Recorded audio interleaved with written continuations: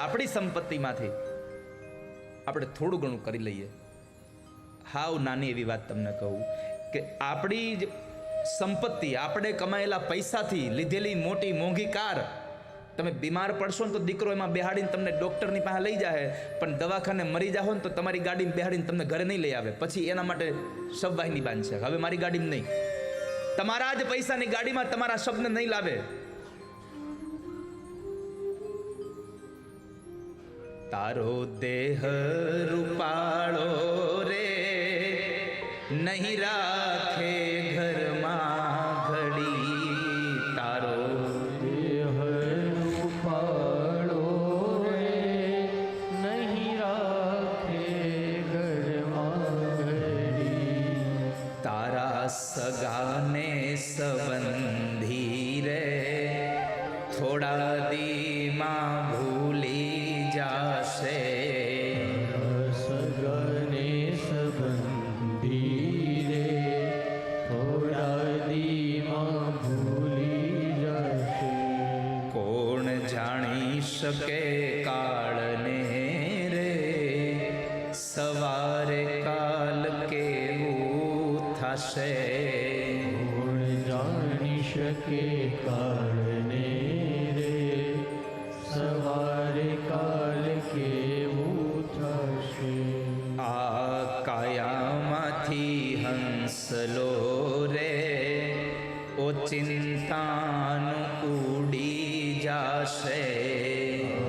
કાયામાંથી હંસલો રે ઓચિંતાનો ઉડી જશે. સુખદેવજી મહારાજે કહ્યું, રાજા, આ સંસારમાં માણસનું મૃત્યુ આવે એના પેલા ભગવાનનું સ્મરણ કરવું જોઈએ. જન્મ લાભ પરહ પુંસામ અંતે નારાયણ સ્મૃતિ.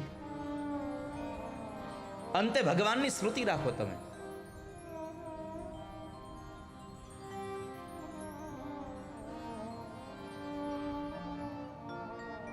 પછી તો સુખદેવજી મહારાજે કથાનો વર્ણન આગળ કર્યું. વર્ણનની વ્યવસ્થાની વાત બતાવી. પ્રભુનો આ સંસાર એ પ્રભુનું વિરાટ સ્વરૂપ છે.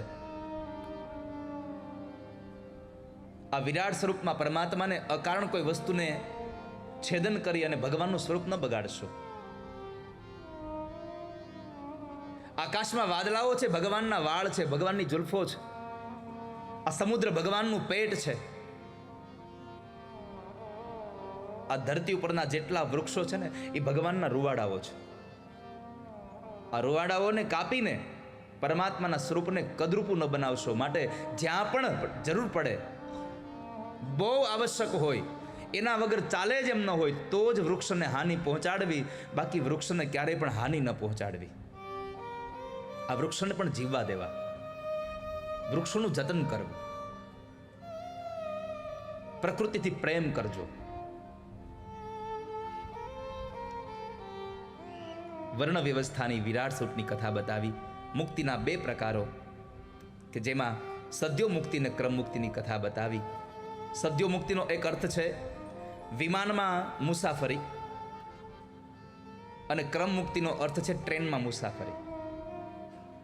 ટ્રેનમાં સ્ટેશન જાજા આવે, પ્લેનમાં સ્ટેશન ઓછા આવે, પણ ટિકિટ વધારે જોઈએ. હવે નક્કી તમારે કરવાનું છે ટ્રેનમાં બેસવું કે પ્લેનમાં. જો મુક્તિ માટે તમારે પ્લેનમાં બેસવું હોય તો ભગવાનના નામનું નાણું વધારે ભેગું કરવું પડશે, અને ટ્રેનમાં જવું હોય, આ મનુષ્ય પછી પશુમાં, પક્ષીમાં, કીડા મકોડામાં થઈને પછી છેક મુક્તિ સુધી જવું હોય તો તમારે પૈસા ઓછા ખર્ચવા પડે. તો ભજનમાં નહીં આવો ચાલશે.